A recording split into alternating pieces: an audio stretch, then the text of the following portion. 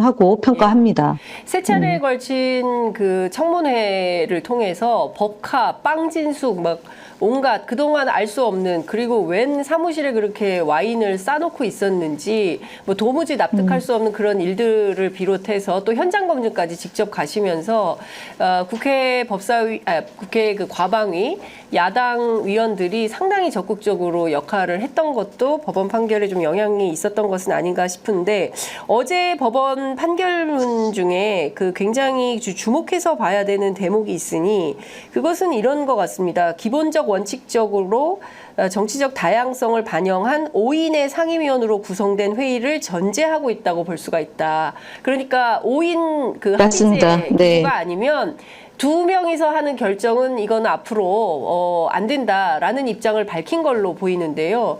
그 법원 결정문 가운데 핵심적으로 봐야 맞습니다. 되는 대목은 뭐라고 보십니까? 그러니까 맞습니다. 지금 지적하신 것처럼 2명이서 하지 마라. 5명, 그러니까 이 논의를 그러니까 이끌어준, 그러니까 저희가 내용적으로, 그러니까 한상혁 전 위원장이 지금 방통위는 구성이 된 게 아니다. 왜냐하면 5명으로 하라는 게 법의 취지이기 때문에 지금 현재 5명 중에 3명이 하거나 이제 2명이, 그러니까 3명까지는 그나마 그래도 제적 깊이가 들어왔을 때 이제 사회권을 놓고 이제 2명이서 판단할 수 있는, 적어도 그것까지는 용인이 됐던 게 이제 텔레비전 수신료 문제였던 것 같아요.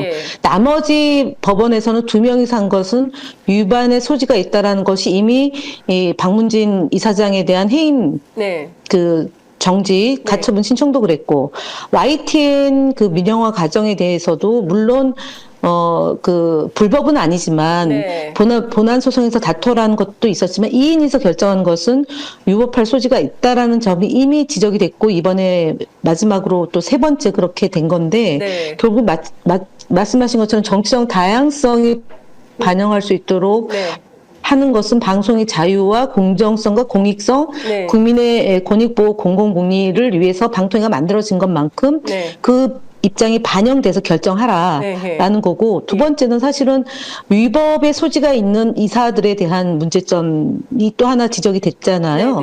예를 들어서 박문진 이사 중에 그러니까 뭐 그 결격 사유가 있거나 내지는 그 경력 사칭한 부분에 대해서도 지적을 한 거고, 여튼 신청인들의 주장을 상당 부분 인용해서 판단을 내렸기 때문에 나중에 본안에 가서 싸울 때도 이것이 유리하게 작용할 것이고, 저희가 이제 이진숙 탄핵안을 지금 상정해서 헌법재판소에 가 있잖아요. 맞습니다. 이 부분에도 역시 마찬가지로 긍정적으로 작용하지 않을까라는 기대를 해봅니다.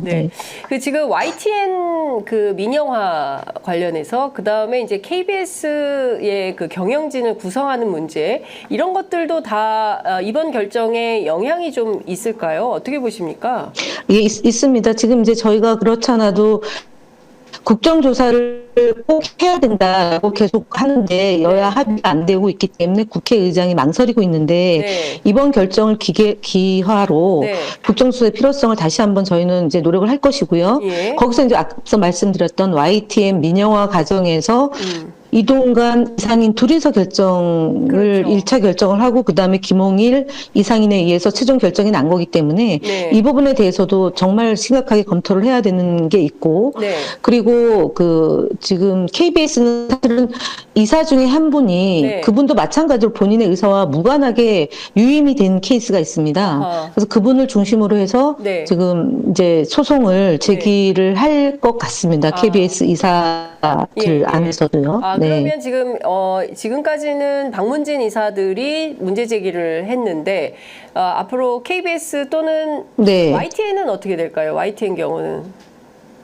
YTN은 지금 이제 본안 소송이 진행 중이기 때문에 거기에 따라서 이제 영향을 받는데, 어쨌든 국정조사를 통해서 국민들의 관심을 좀 높여내고 그것이 여론 작업을 통해서 법원의 영향이 좀 될 수 있도록 그렇게 저희가 가방위 차원에서 노력을 기울여야 되는 거고, 말씀드렸던 것처럼 KBS도 9명을 임명을 했는데 11명이지 않습니까? 그 중에 임기가 이제 8월 30일이면 끝나는데 그 중에 한 분이 연장이 되신 분이 있으세요.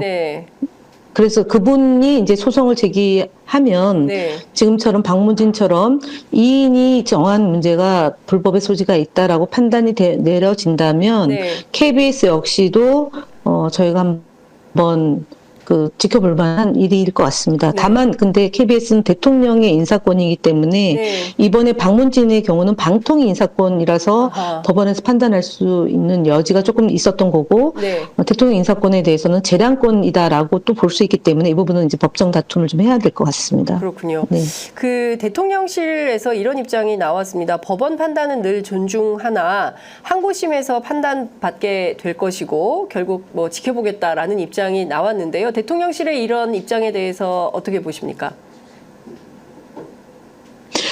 뭐 그거는 대통령실에서 낼 수 있는 최소한의 입장인데 다만 이제 MBC 사장을 교체해서 방송 장악을 하려고 했던 이것에 제동이 걸린 거지 않습니까? 네네. 그래서 대통령실은 겉으로는 자연스럽고 뭐 태연하게 얘기를 할 수 있을지 모르지만 내용적으로는 네. MBC를 장악하려고 했던 이진숙 정말 말도 안 되는 네. 이제 정말 하자가 많은 분을 시켜서 MBC를 장악하려고 했던 것에 이제 발목을 잡힌 거기 때문에 네네. 매우 충격을 받은 상황이다라고 예. 보여지고 이후에도 네. 방송 장악을 위한 이제 용산의 움직임들이 심하게 흔들릴 수 있다라고 봅니다. 네. 지금 어쨌든 일단 가처분 소송에서 인용 결정이 난 것이고, 본안 소송도 가야 되기도 하고, 이제 항고도 한다는 입장이기 때문에, 방통위 측에서요. 이제 이 싸움이 이제 법률적으로는 계속 가게 될 텐데, 정권 차원에서 MBC 장악을 여기서 멈출까요? 방송 장악을 여기서 멈추겠습니까? 아니면 앞으로 어떻게 할 거라고 전망하십니까? 또 다른 사는 뭐가 될까요? 네.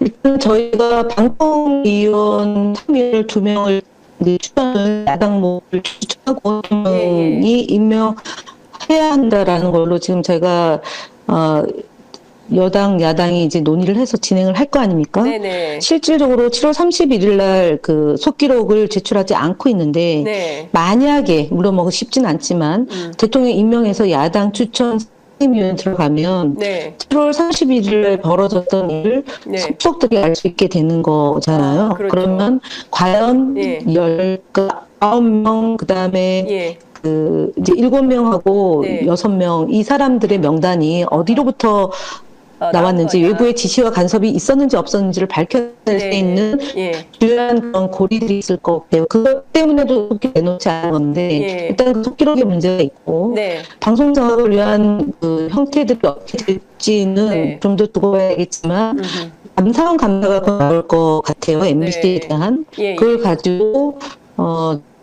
하겠지만 사실은 쉽지 않습니다. 당분간. 그리고 아까 얘기했던 이진숙 탄핵에 대해서도 지금 110일 결정됐는데 제가 볼 때는 어떻게 결정이 매우 유리하게 저에게 작동하지 않는다고 봅니다. 네네. 지금 전화 상태가 고르지 않아서 의원님 말씀이 이제 막 명징하게 들리지는 않는 것 같습니다. 아무래도 좀 그래요? 상태가 지금 전화 상태가 이렇게 약간 좀 소리가 분명하게 들리지 않아서 시청자 여러분들께서 청취하시는데 좀 어려움이 계신 수 있어서 불편해요? 불편함을 드린 점에 사과 말씀을 좀 드리겠습니다. 좀 끊기고 있어서 정말 죄송합니다.